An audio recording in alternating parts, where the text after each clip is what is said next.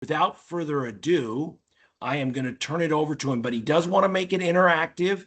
We do have the hour. We will be very conscious of that. We won't go past it, but we also are recording it so that your favorite QCM rep, customer success manager, or contact can get you a copy of this if you'd like to be able to replay it or share it with people on your staff. But we are always welcome to further these conversations as well. But Microsoft is a very, very challenging subject these days. So without further ado, Chris, I'm going to turn it over to you, and you've got the floor. And thanks all again for attending. Hey, pleasure to be here. I did notice that there was a kind of a smattering of customers from across the deal. So welcome everybody. Everybody calls me CJ, by the way. I spent 18 years at Microsoft. I started in engineering, moved over into sales, and I ended up, handling licensing. I handle all the licensing here. And I am one of those sick tickets that really likes it. I enjoy it. I enjoy solving this puzzle with customers and helping you guys make the best out of it. So I'm guessing a lot of you are here today because the relative comfort level that you feel that you know everything that is in your Microsoft packaging, and if you are buying or making use of the best pieces of the products in those said packaging, that you have questions, that you have deals. And so I tend to kind of peel back the onion and give you away some. We're going to do some demos, which I know is weird for a licensing conversation.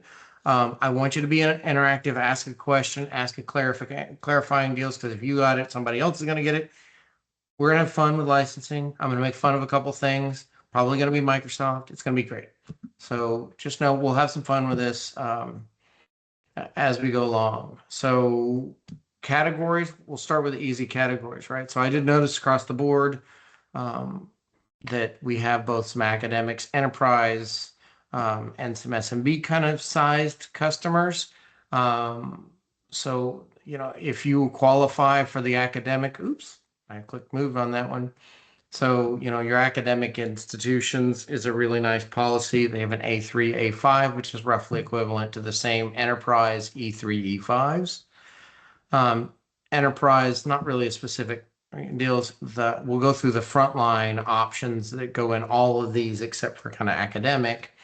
SMB is a special to my heart because I really, really like these SKUs. The business premium is kind of my favorite SKU in the deal. And I'm going to show you how to do your own research to make sure that when you're buying technology, that you're going to get a suite of products with Microsoft. Let's make sure, is there something in there that I can put to use in my suite before I go on and add something else to the side of it? So this is my favorite. So in the only pay for what you need kind of category, Microsoft is, once again, renamed things. So the frontline worker, or the flex worker is what it's called, comes in 3 different varieties here. This is a great way for people that have retail associates or healthcare clinicians and nursing staff, even doctors. Or I spent my last 5 years in manufacturing, and so all the plant workers there are warehouse people, the transportation folks that move back and forth. Great time where I need some, a user that can be online only, typically mobile, but handling kind of the first line of care for my customers, kind of put the right tech in front of their hands. This is typically 65% cheaper or less expensive than a prototypical enterprise SKU. So if you're looking at the F1s is a $2 SKU and it doesn't have email in it. And it's great for those people that you need them to have, access to the system to log in their time, but I want to give them that Entra like look and feel and qualify them at the door, lay down a profile via Intune with that capability on their mobile. But I don't really want to give them email. I want to have them access to SharePoint so they go sign up for their HR benefits and fill out a form and all that kind of good stuff. Great feature there. F3 is kind of that $10 sweet spot SKU. And so the big thing that people miss here is to take advantage of this is those users have to fit in one of 2 criteria. I either need to be a shared use PC. I'm walking up to a kiosk, logging in as me, or I'm on a dedicated PC that's a small screen. So think 11 inches and smaller kind of thing. So like a Surface Go qualifies as a dedicated machine for that user. But most of the time, these are kiosk users, clinician, healthcare, retail associates, or they're on a mobile device. They get the same Entra ID, they get the same Intune, they get the same Windows as everybody else. They're just limited for 2 gig of email and 2 gig of OneDrive out of the box. They consume Office via the web. So if you've got users in this space, this is one where we just flipped over a 3,000 seat hospital. We are on our day 90 of flipping over their frontline staff. And we're going to hit 1,500 users next week. And we've had one person complain that they were using this. So this is a really good way that if you can optimize here, you can put the higher level tech in other people's hands. The other thing that people miss here to really take advantage of this price point and putting the right tech in the right hands is the ability to add on to this. If I've got a user that fits the criteria, but they just have more email, I can layer on a 50 gig mailbox or a 100 gig mailbox.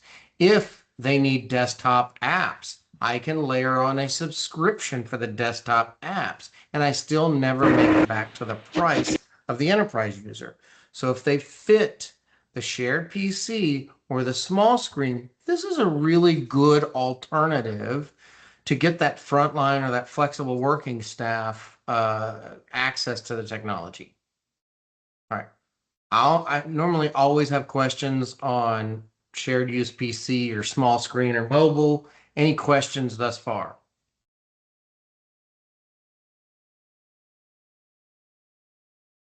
Oh man, this is going to be a quiet crowd. I don't think any questions so far, Chris. All right. So great way to F5, by the way, that was the other one that I didn't cover. If you're going E5 or you're going into the security or the compliance suite with your organization, there are F5 type capabilities, and they're 20% less expensive for these users to cover the, I'm going to yawn. Apology. So those higher level like security and compliance suites that if you're going to deal with, they're 20% less expensive to put here. So it's kind of a double whammy. You pay 60% less for the actual underlying user. The security for those also costs less. It's really kind of a good thing for you guys as you're looking after your money and putting tech in the right hands. So we'll talk about the other ones. Other end of the spectrum completely. Let's talk about enterprise work, enterprise users. Kind of that top of the stack feature. I hear a lot of customers when I'm talking to new customers, and so they get confused with E5. What all's in E5? How do I take a look at E5? What all comes with it? If I want voice or I want Power BI, I need the compliance suite because we're getting ready to go down to the Copilot. Do I have to go all the way to E5? And so the question is, the answer is kind of maybe. It may be a really, really good deal. So there are 4 things at the top of the stack that you need to know. That the E5. So if you're a typical E3 user in that suite of layers, there's 4 values that you're kind of looking for: security, compliance, voice, and analytics. So security and or compliance, that stack, right? So if I take security, and so the risk-based conditional access, but that's the Entra ID P2, or the higher level of the Defender for Office, the identity pieces, which is a really slick piece that plugs in for the Defender identity, cloud apps, all of that kind of good things there. That's a $12 suite. Same thing with the Purview suite, DLP, Insider Risk, all those features. That's a $12 suite. Voice is a $10 feature. Analytics is a $14 feature. Any 2 of these, If I want security and compliance, you're better off going E5. If most people are getting analytics and security, you're better off going E5. If you want voice and compliance, probably better off going E5. Then you get the other two sets of features for free. That's just typically why the way the math works out. There's about a $21 gap from your regular enterprise task, worker to moving to the stack. So just know that you do not need to move all the way to E5 to get one of those pieces of goodness. There are 4 suites. You can buy those a la carte, any 2, and you're likely to move over into E5 economically. Speaking of 2, my 2 that are my favorites right now are the Defender and the Purview suite. I spend half my week in the Purview suite. Seems like this AI thing is kind of taken off. And I have a lot of customers, about 1 and 2 right now, wanting to talk about information protection, data classification, DLP, making sure that they are encrypting their data and giving right permissions to it and understanding what their data and what that blast radius is. So we spend a lot of time in the Purview suite. You can buy this as a standalone. It's $12 for the enterprise user. It's $10 for the frontline worker. But this is that little suite. You don't have to go all the way to E5 to get that, or all the way to F5 to get that. You can get that for the deals for either one correspondingly. For those of you that are on the business SKUs, that same frontline worker pricing for either the Defender suite or the business premium suite for the Purview suite holds true for those business SKUs. So I can add on the Purview suite for 20% less for a business premium user than I can for an enterprise user. So it's kind of that frontline worker deals. So you get kind of a price break in the small business space. So in that 1 to 300 area, if you're looking to go Copilot, if you're looking to use any AI and you're looking for information protection, that is a really sweet spot to jump into. Pay the $10, jump into the Purview, get you the complete suite that you got a data label, see insider risk or people doing silly things with their data inside of it. But rather than having to go all the way to an E5 or a G5 if you're a government, you can get it that pretty well and get that entire suite. So it looked to me like there'd be some people that are already on the business premium SKUs in the audience, and some people that'd be in the enterprise and the gov SKUs. So if you're in the enterprise deals, still a really nice savings at $12 rather than having going all the way to the 21 for the deal. If you had not known, and I will put this in the deals, Microsoft had a price increase recently, and so there is a whole page dedicated to it. I'll show it to you in a minute. And so there's a lot of updated pricing. So a lot of your E1s, E3s, E5s all went up anywhere from 5 to 8%. Some of the other underlying things went up 13 and more. Business standards, all that kind of good stuff all went over 20% on the front lines. The one thing that did hold true is this business premium.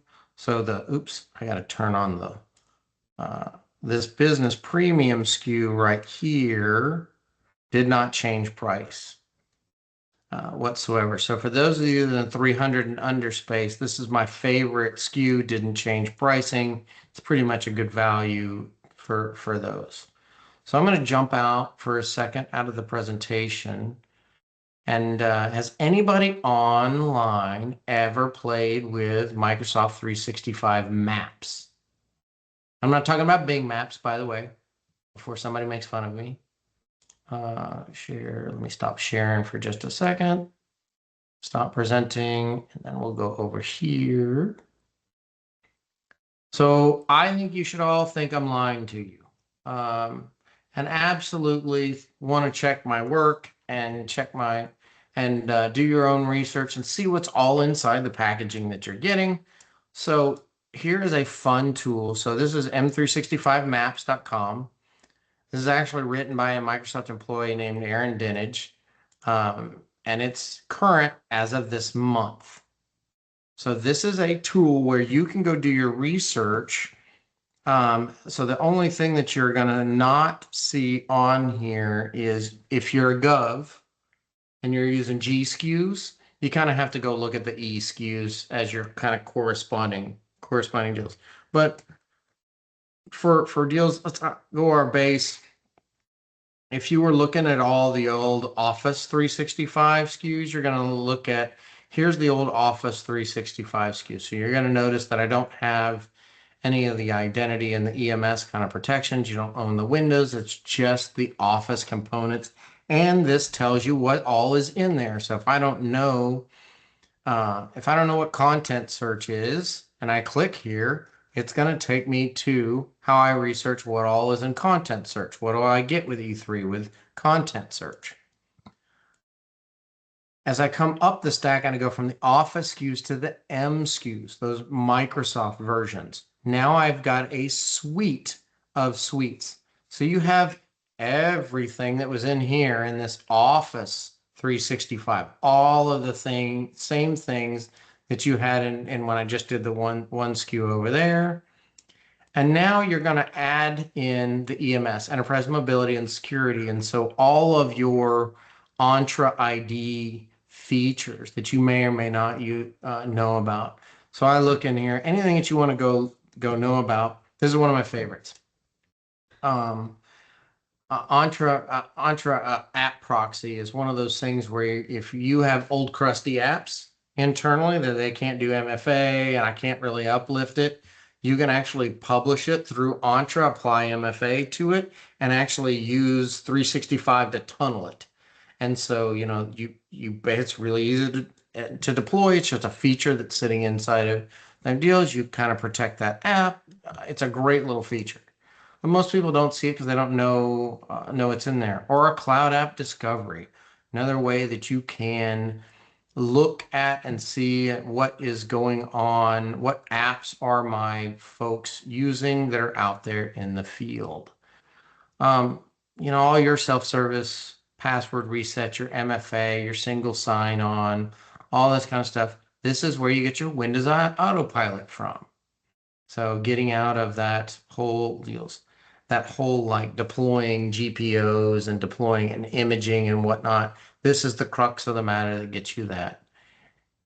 Your Intunes, so mobile device management, PC management, all of these endpoint analytics, that's where you're getting all that from. For those of you who used to do on-premise licensing, your Windows CALs are still a thing. Like access to Windows servers on-prem, but rather than buying those, they come as a byproduct of having EMS. So if you have the old Office SKUs, you don't have the Microsoft SKUs, you're not getting this Windows Server account. So you'll notice that in this deals, you're getting some new features coming with Intune that were just rolled out here in the month of July. And then you're going to get your purview features, your baseline purview features. So I can send encrypted email and use Azure RMS and, do the basic, like I want to label a document with whatever we've got, and I want to hard label that. All of that is right there. This has also got your Windows Enterprise features. And so you can see, for those of you who are not using attack surface reduction, this is a really great feature that comes with Windows. But this is a great tool that you can use to see what all is inside your feature suites. So if you want to see, and this is where it gets a little crazy to look at, if you look at the E5, this has got the add-ons, right? To go the step up for the Office 365 E5, step up for the EMS component, step up for Windows, right? It gets you the differences. When I look side to side, here's how I can see those suites. So when I see the Purview suite, that $12 suite that I was looking at earlier, this purple line left to right is everything that kind of comes in that suite.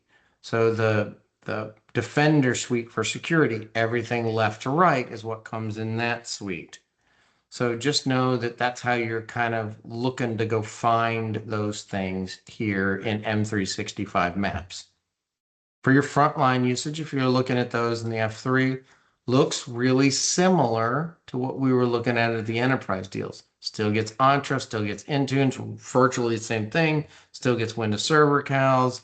Your limitations kind of come in here. So it shows you your Exchange Online 2 gig mailbox. So you'll notice that you can kind of do your own homework. It's a very graphical way to go put it. If you want looking for a feature that might be in something, it's a great way to start going and look down it. All right. Anybody want me to take a look at something specific in maps or looking for a question out of here we might go find?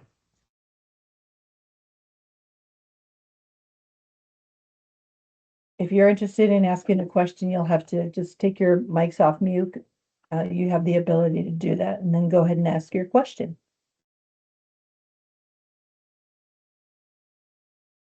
Well, I'm guessing that you're all still here, so I'm not doing that bad. And Good I'll afternoon. add, Chris, I'll I- interrupt you and add, everybody on the call, we're okay if you don't ask questions. We're just going to pause to make sure we're giving you plenty of time because you may be asking a question others are thinking, but if you don't have them, we're fine. But to remind anybody that's currently a QCM CSP client, you can always put in a ticket. Anything you're learning today, you could always put in a ticket to learn more about us. We'll set a special time. Obviously, you're not in a system down mode or any of that kind of stuff. But if you want to learn further, we will set time up. But this is to get you thinking, learning about different things, taking more control on your own. But always, you have still, if you're a current CSP QCM client, you can always put in a ticket to learn more. Thanks, Chris, for letting me go that. Hey, one other feature. Everybody in here looking at doing some kind of co-pilot thing. I'm coming to you. I'm coming to you, Leland. This SharePoint Advanced Management might want to deals with one seat of Copilot. It opens up SharePoint Advanced Management in your tenant. There are a bunch of features that you get to manage control of your data. Most of them is like restricted site creation or like deals where I can whitelist or blacklist SharePoint sites so I don't have the blast radius of me rolling out Copilot quite so deals. But there are some really excellent features that as a byproduct, you get for all your users. You buy one seat of Copilot, you get these. So people don't really tell people about that. So I just want to get these. There are some really slick capabilities in here that kind of come with, for the $130 or 21 in business premium that come with your site. Leland, what you got? I have a question about the Microsoft project Visio. Sure. We do use Planner, and then we went to the Planner 3. That's the one on top. However, we get a lot of people that prefer the old school native desktop applications, and like Microsoft is kind of going away from that. So, how would you suggest? Because every time we try to give them the new license, they just flat out refuse it, and they say, "I want the old stuff." Yeah. So at the time when I was leaving Microsoft a couple years ago, that was the case. The people who want the old desktop versions, the world is growing in the citizen project manager.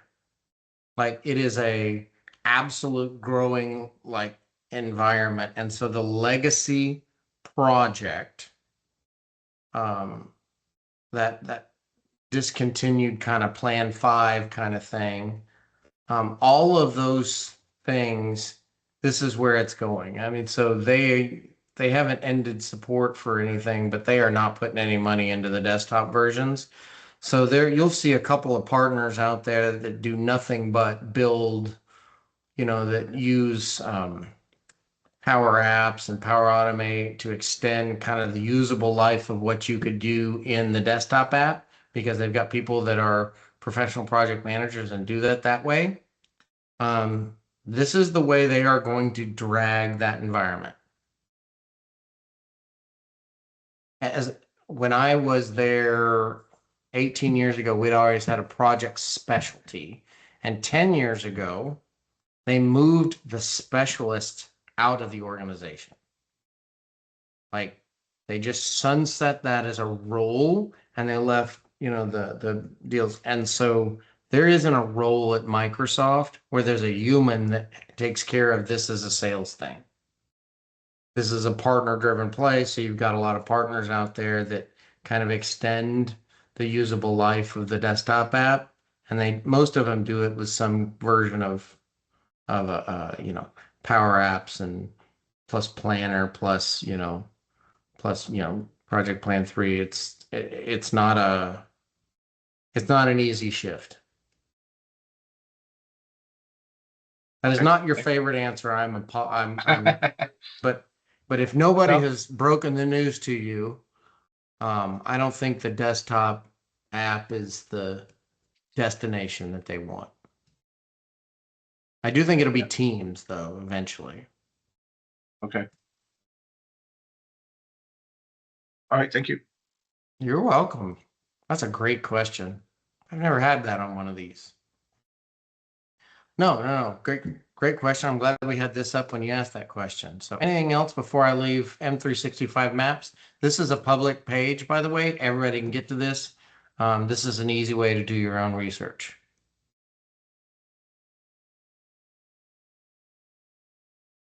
All righty. Go back to our little presentation. And of course, it puts me in the middle. All right. So we talked about some of the pricing packaging. This is a live link, so you can see all kinds of things. So the componentry that went under here also got price uplifted. Price ups anywhere from 5 to 35%, depending on what it was looking at. So just note, for those of you who are on Gov SKUs, they didn't uplift everything on the Gov SKUs list, right? So you're on G3, G5, all that kind of good stuff. Those SKUs didn't make the cut on the first round. I'm expecting the August price book. So if you're going to lock in some pricing like August, certainly not in September, then you're kind of the last of the party. They have announced 8 to 15% price upgrades there. So just know those price updates aren't coming on your next renewal. So if you're not leveraging promotions, there are a bunch of promotions. I picked some of my favorites, right? Because the list of promotions that are kind of out and in the market there is a lot. And at any one time, if you've not been E3 before and there's typically some promotions for your first year to be a little less expensive. If you haven't been E5 before, there's typically a promotion for the same. My favorite that are out here too, my favorite right now is if you're a business premium customer, I just did this for deals. They released a business premium plus Copilot. And so you're essentially paying the $22 for business premium plus $10, and you get one combo SKU that gets you Copilot. So $32, and you're all the features in business premium plus Copilot. So you can't have more than 300 users of any of the business SKUs. It's kind of a hard and fast rule. I can't order that more than what you got. Then you can. There are some, if you are looking to get into Copilot and you're looking into some of the suites, the Purview, the Defender, there's some discounting available for those suites for kind of those first time purchases, or if you're adding on Copilot. And there's some discounting on getting into those Purview suites for that. Typically, there's a 15% discount on your first time annual 1 year on E5. If it's your first time and you haven't had that before. Copilot Business is another one. If you've got business SKUs, there's a $21 standalone Copilot SKU, and you can kind of get that for the 15 off. It's okay, but if you're on Business Premium, why not just move to the Copilot, enjoy the 3 security packages that are sitting in there, plus the Copilot for a total of $32. It's a much better deal on that first SKU and move to the combo SKU, but there is off, the standalone Copilot for business SKUs. So some other things down here at the bottom. If you are new to Windows 365 and to cloud PCs, typically there's always a 20% off for a discount your first year on those SKUs. So the big thing here is to know there's always promos in market. This is why it's good to be working with a CSP. Make sure that we're exploring those promos for you, especially when it's first time purchases for those net new things. Hey, are we looking at a promo? Here's where we're looking at deals. We always want to make that available to you.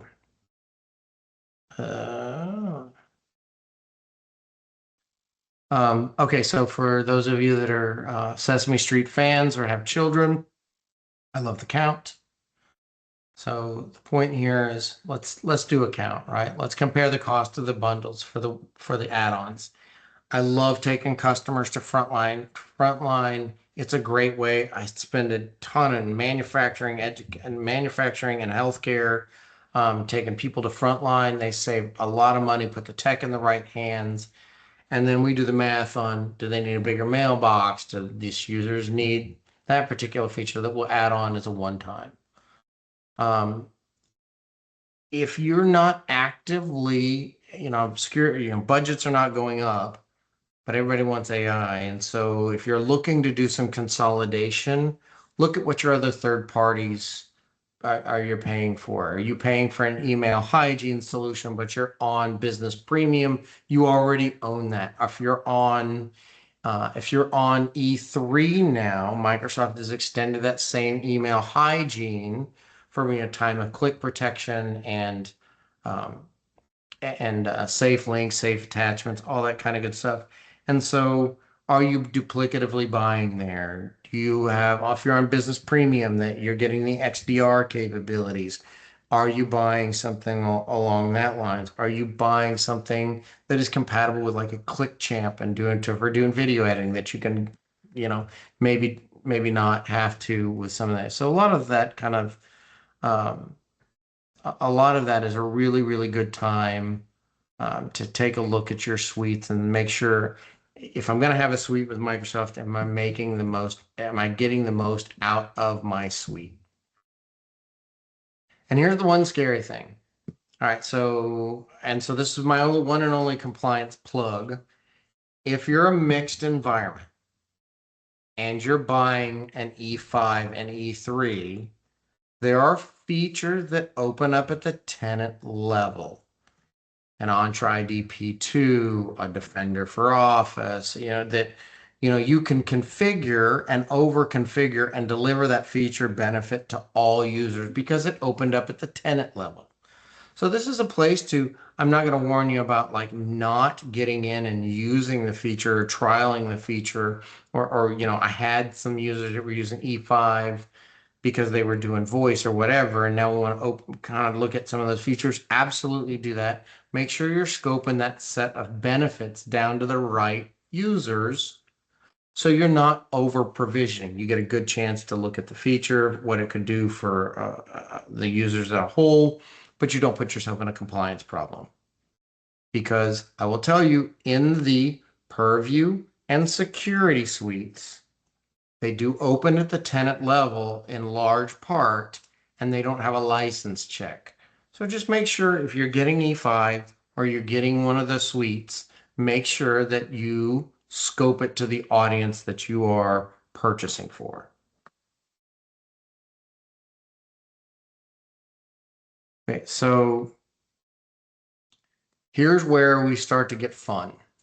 Like, I've got licenses, I've been doing this forever. I have a good idea on my packaging. I'm still trying to be pressured for budget. Where are the places that I can go to see if I can streamline, optimize? When can I do that? How can I do it? What should I look at?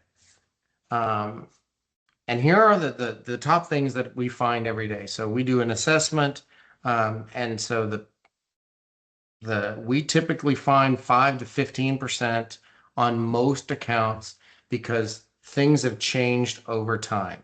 I've got licensed shared mailboxes. So largely, unless I've got that mailbox on legal hold or it's directly signing into it or it's got more than 50 gig, you don't need to license a shared mailbox. And I've seen every license sitting on top of that shared mailbox. I've been in a rash of customers. In the last 10, I've probably had 4 that have had duplicative licenses assigned to multiple users, like an F3 and an E3 to the same person, E3 and an E5 on the same person. I had some Teams Room Pros assigned to a user, like the team, or an Exchange mailbox assigned to a Teams Room Pro. That thing is built to cover all those things. A lot of people never review their usage in the tenant to say, have they used desktop Office? How much OneDrive are they using? How much Exchange are they using? Am I using any of the other third-party 365 services? My folks are using Project and Planner. Have they activated those set of features? Am I using Visio? Have I activated that? Am I having active usage in that? Because most people aren't necessarily pulling all that back. Review your sign-in logs. This is normally one of the most notorious things I find when we do our assessments. We typically find this is where we find offboarding processes that are just not catching all the right people. So as I'm offboarding, and so you've got policies in place to I've got sunsetting users or they're leaving the organization for whatever reason. You can look in, so at 120-day mark, you should be, converting that to a shared mailbox, reclaiming the license. In whatever time period you do, I see people from 24, people from 25, we're not reclaiming those licenses. There are easy sign-ins to say, do I have active sign-ins? Do I have stale accounts and things like that? So we want to remove those licenses from inactive or disabled users, reclaim that license. So I'm not going back and buying more license from something I already had, right? So when you're thinking, it's not a big deal on onesie, twosie, but if I do keep perpetuating, that's how when I find you do the assessment and I find 10 to 15% on deals, those are areas where it is. If you're under 300, I really advocate for small business features, right? I just did I put them on Business Premium. They needed Windows Enterprise. We tacked on a Windows Enterprise. It was still better than going to Enterprise SKUs. Lots of really good to love. If you're under 300, those are a great set of SKUs to get max value at the best price. I really like them. Use your frontline where you can, because you're delivering the right set of technology to the people that are using this much of the technology. And where you need to be deprovisioning. Like the worst part of what I do is when I explain to customers are either in a compliance problem or they have active credentials from terminated employees, contractors, vendors, and not only have we maybe not turned them off and I have active sets of credentials, I have a security problem, but I'm also not reclaiming that money. Any questions on any of these? I'm about to make it easier. I didn't mean to make this sound all low and glum about all this. But how do I make that easier for you guys? Like, there's got to be a better way. The chamois, the OxyCleans. Come on, somebody's laughing at the OxyClean guy. I'm laughing. See, at least somebody. All right. So we do have an assessment. This is one of my favorite things. This costs nothing. So it's totally free. We literally build a little app in there. We hit it with a deal. We have a 1 hour output. Takes you 5 minutes. You turn the app off right afterward. And everything that I just went through, we give you an assessment. It adds up your potential value. shows us all of the ways. It's everything that I ever wanted to do at Microsoft and wasn't allowed to do, to tell customers, here's the population of users that you should consider going to frontline worker SKUs. Here's the population of users that you've got that are inactive and hadn't signed in. Here's the population of people that haven't used Office desktop bits in the last 120 days. All of that we make and it becomes a benefit to all our customers under our licensing. So you get it generally twice a year. We do it right at renewal time, like just before renewal. So we make great decisions, but the real benefit is doing it mid-year. We do it at mid-year because everybody thinks that their offboarding process is great until I hit you and I find where the anomalies are. And those anomalies cost you money. We typically find those anomalies that you can go back and automate your way out of. So that's really it. That's kind of the assessment in a deal. It is a 1 hour total, 5 minutes of your time. We schedule about a 45 minute readout. And then you get to make great decisions and you learn a lot about you. So that's it.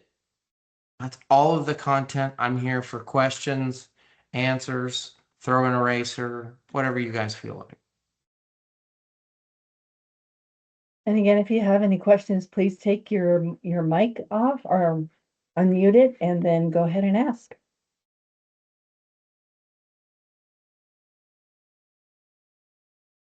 This is a shy group.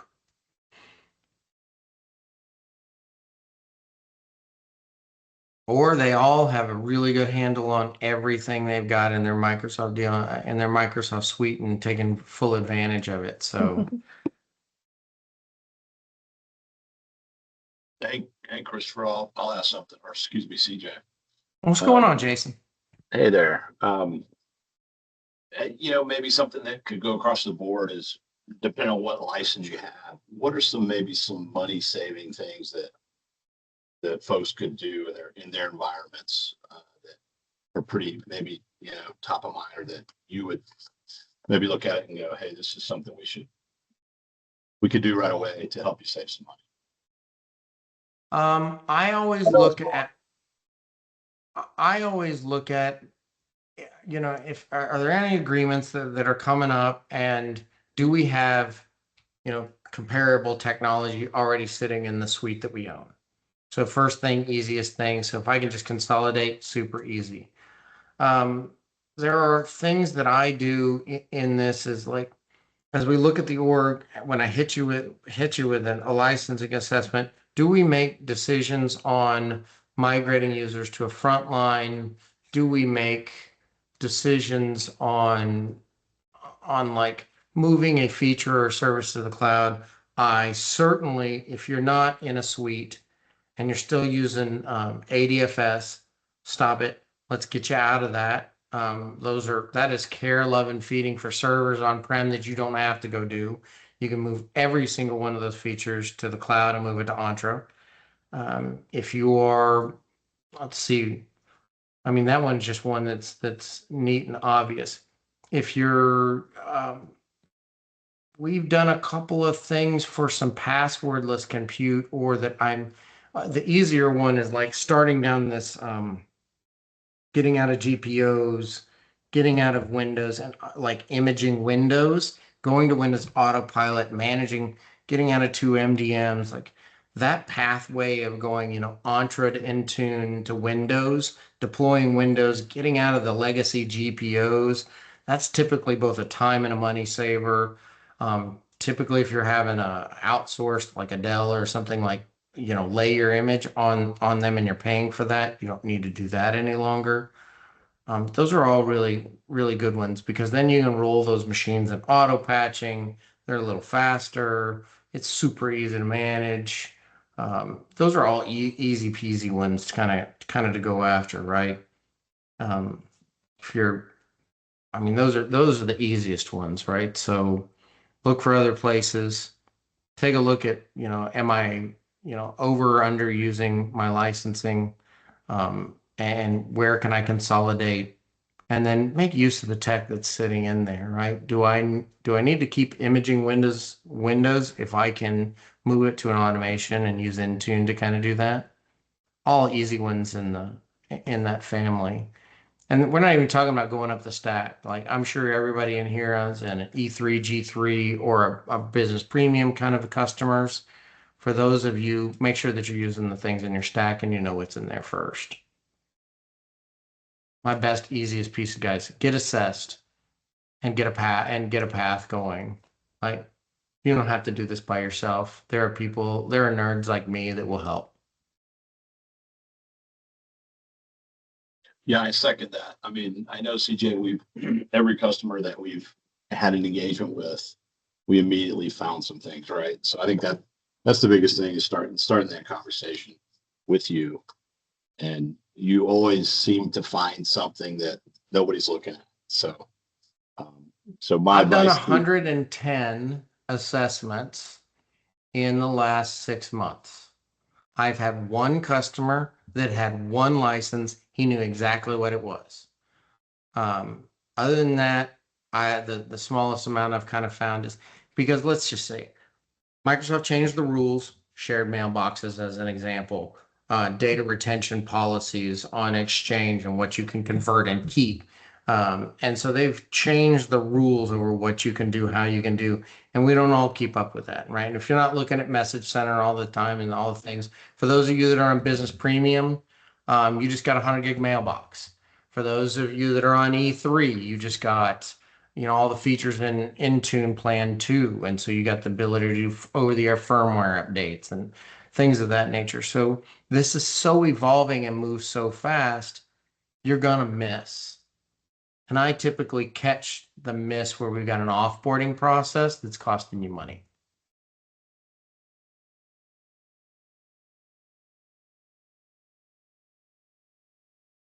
I know this is the most exciting topic that everybody is just near and dear and like wants one to talk licensing, but this is a good time that you can likely save some money and put it toward AI or Purview defense so I can get my information protection and pay down some of that cost.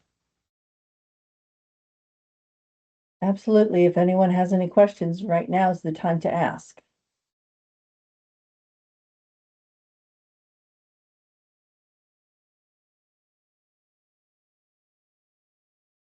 Okay. Well, it doesn't sound like we have any more questions. So thanks to everyone for joining us today. And thank you, Chris, for presenting today. We hope that our webinar gave you some great insight and practical ideas that you can apply within your own organizations. And if it raised any questions about your own environment, your QCM reps, of course, are happy to continue the conversation. Or like Tim Kinneret mentioned, you can put in a ticket to get your questions answered or reach out to us about the licensing assessment that Chris talked about. And I'll be sending a follow-up email with a recording of today's presentation for your use. And we appreciate you attending today and wish you a wonderful rest of your day. Thank you. Thank you guys for having me and appreciate your attention. Glad I could entertain you for a little bit. Be well.